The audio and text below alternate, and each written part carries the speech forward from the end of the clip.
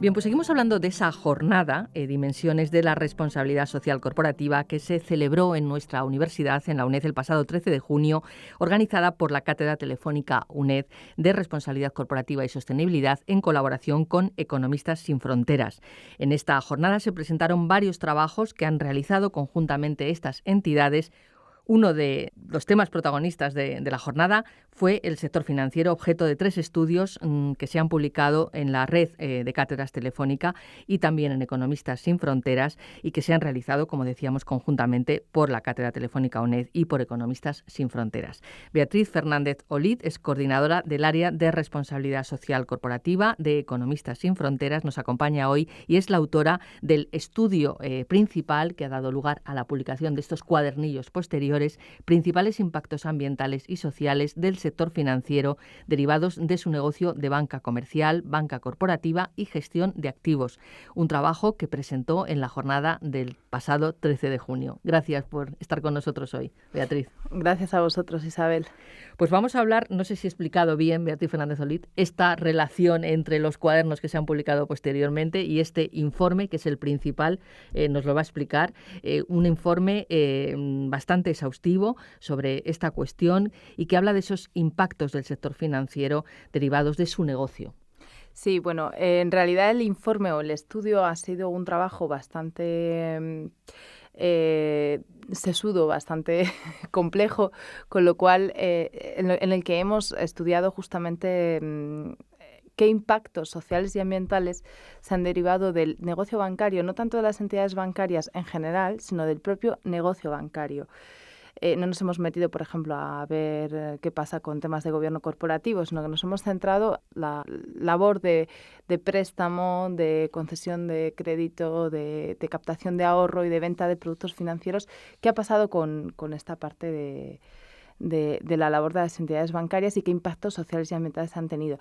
Además, hemos acotado el estudio en un periodo que coincide justamente con el final de los años de esplendor, ¿no?, de la economía y sobre todo del sector financiero, y luego los primeros años de la crisis económica. Estaríamos hablando desde el año 2006 hasta el año 2010. Con lo cual hemos visto lo que ha sucedido y unos impactos ambientales y sociales que quizá antes del 2006 no se habían identificado como tales. Y a raíz de este análisis, que ha sido bastante complejo, sí que a la hora de publicar los resultados los hemos dividido en varios cuadernillos, pues para que sean temáticos, con partes del estudio, para que sea un poco más factible seguir cada una de las temáticas. Efectivamente, estos cuadernillos sí también se han hecho con la red de cátedras telefónica UNED. El estudio tiene un aspecto también muy interesante desde mi punto de vista, que es que se ha valorado comparativamente la actuación que han tenido las entidades europeas en relación con estos riesgos que usted nos comentaba. Sí, este era uno de los objetivos. El segundo objetivo era ver, bueno, primero detectar qué tipo de impactos ambientales y sociales habían sido los principales por parte del negocio del sector bancario y financiero, ver cuáles de estos impactos quizá los analistas de responsabilidad social comunes o tradicionales no estaban teniendo en cuenta o quizá estaban infradimensionados porque no, digamos que todo el proceso de crisis no había dejado que los analistas incorporaran en sus sistemas de análisis cuestiones nuevas, como por ejemplo los desahucios, y bueno, nuevas, no tan nuevas, pero más relevantes. Y luego ver dentro de las entidades bancarias europeas qué estaba pasando, cuáles de estas entidades incurrían en mayores impactos y cuáles en menos. Las conclusiones sobre el tema de las entidades europeas. Pues aquí lo que sucede es que encontramos, curiosamente, que las entidades más pequeñas estamos hablando siempre de entidades cotizadas, estamos hablando de bancos que son, bueno, de dimensiones muy diferentes, pero sobre todo encontramos que aquellas que están más vinculadas todavía al negocio fundamental de la intermediación bancaria, o sea, a la captación de ahorro y la concesión de préstamo para la economía local, para las pymes o para la ciudadanía en general, son entidades que han que tienen una mejor fotografía en cuanto a responsabilidad social, ambiental, y las entidades, por otro lado, grandes, los grandes bancos de inversión de carácter universal, estos bancos que están diversificando actividades, que están teniendo mucha más actividad de inversión financiera, etcétera, son los que están, digamos, asumiendo los mayores riesgos sociales y ambientales. Esa relación que ustedes han hecho, ese trabajo comparativo en la actuación de las entidades europeas, ha resultado ser también relativamente predictiva, porque esas entidades que ustedes han colocado en la parte más baja en cuanto al cumplimiento o en cuanto a sus impactos negativos, podríamos decirlo así, resulta que han sido luego sancionadas posteriormente.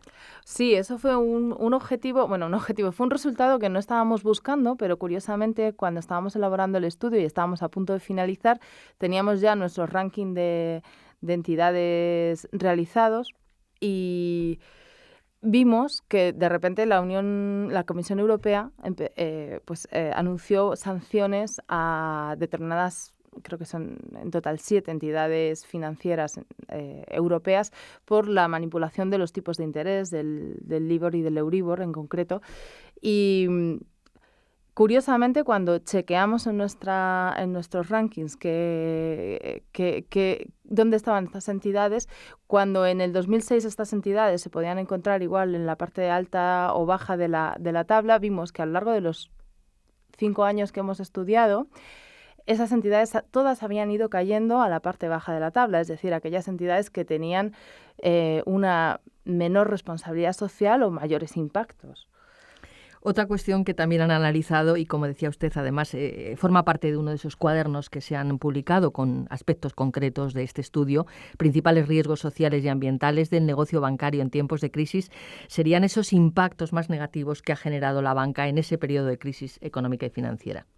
Sí, bueno, esto fue un mapeo que realizamos básicamente fundamentándonos en denuncias de organizaciones sociales, de prensa, qué cuestiones habían sido más problemáticas dentro de lo que es el ámbito social y ambiental y habían sido producidas por el negocio bancario. Claro, durante todos estos años pues hemos visto que, por ejemplo, los desahucios, la restricción de crédito a familias y a la pequeña y mediana empresa, la exclusión financiera, el sobreendeudamiento, los productos tóxicos que se han vendido, ¿no?, o que se han colocado por parte de las entidades financieras a la ciudadanía, también el cambio climático, que es algo quizá en nuestro país que se ha visto un poco menos, pero en el ámbito europeo sí que se ha empezado a relacionar mucho qué tipo de proyectos financia la banca y qué efectos en el cambio climático tienen. Pues, bueno, también las crisis alimentarias, que tiene mucho que ver con las prácticas en determinados productos financieros. Sí, tiene mucho que ver. De hecho, cada vez se han sacado más estudios analizando la relación que tiene con la inversión, por ejemplo, en materias primas y en alimentos en los países más pobres. Y todos estos impactos que hemos ido detectando, algunos estaban ya recogidos por parte de los sistemas tradicionales de análisis de responsabilidad social, pues tipo las agencias de calificación social o incluso los sistemas de reporting de las propias entidades financieras en el ámbito de responsabilidad social, como puede ser el Global Reporting Initiative.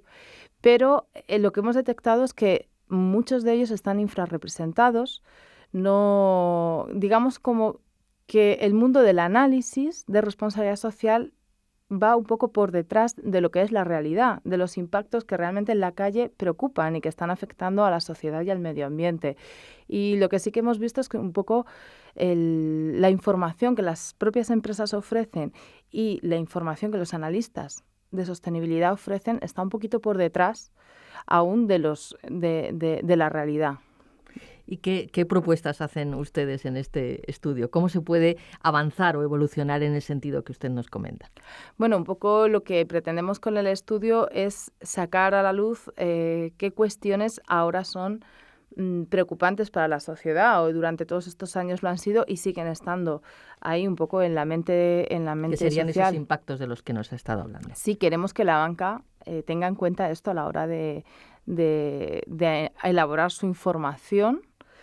En cuanto a responsabilidad social, queremos que los analistas de sostenibilidad también lo tengan en cuenta. Son nuevas tendencias que han analizarse. Queremos que los inversores socialmente responsables también tengan en cuenta cuando deciden invertir en un banco qué tipo de prácticas está teniendo dicho banco en su propio ámbito de negocio, ¿no? Se ha hablado mucho del gobierno corporativo de la banca, del tema de los sueldos de los consejeros, de las retribuciones de los consejeros. Se ha hablado mucho de otros aspectos que sí se relacionan con la responsabilidad social, pero cuando, por ejemplo, hablamos de qué política tiene una entidad financiera ante el desahucio de las familias que no pueden pagar su hipoteca porque han sido afectadas por el desempleo, qué política tiene, eso es RSC también, y qué está haciendo en el fondo esa entidad, si está dando soluciones alternativas, renegociando los créditos, etcétera.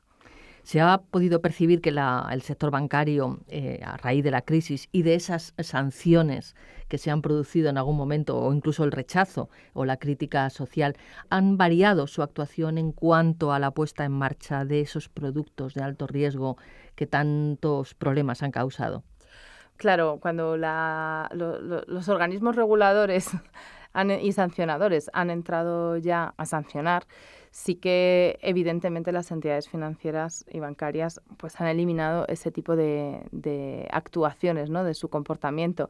No es un aspecto que nosotros hayamos analizado en el fondo, porque como nuestro horizonte temporal finaliza en 2010, que es un poquito antes de la recepción de todas esas sanciones, lo que sí que hemos visto es que de 2006 a 2010 el número de denuncias y controversias de las entidades bancarias, por ejemplo, por cuestiones relacionadas con la responsabilidad de sus propios productos, etcétera, aumentó exponencialmente. Es decir, en el año 2006 apenas había controversias registradas y en el año 2010 prácticamente la mitad. ¿Porque no existía un monitoreo o un registro, o porque realmente el salto fue enorme por las malas prácticas? Porque las malas prácticas afloraron durante ese periodo. Efectivamente, en el 2006 las malas prácticas existían ya, pero no se habían generado los problemas para que hubiese reclamaciones y controversias. Las malas prácticas estaban, pero aún, por ejemplo, no había explotado la crisis de las hipotecas subprime. Nadie se había dado cuenta de que lo que se había colocado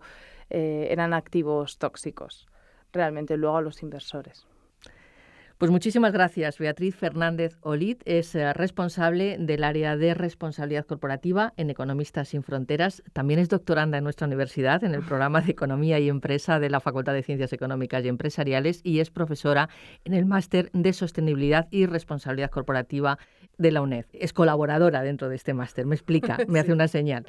Es autora del informe sobre el que hemos hablado y que se presentó en la jornada del 13 de junio, Principales impactos ambientales y sociales del sector financiero derivados de su negocio de banca comercial, banca corporativa y gestión de activos. Gracias, hasta una próxima ocasión. Muchas gracias, Isabel. Encantada de estar aquí.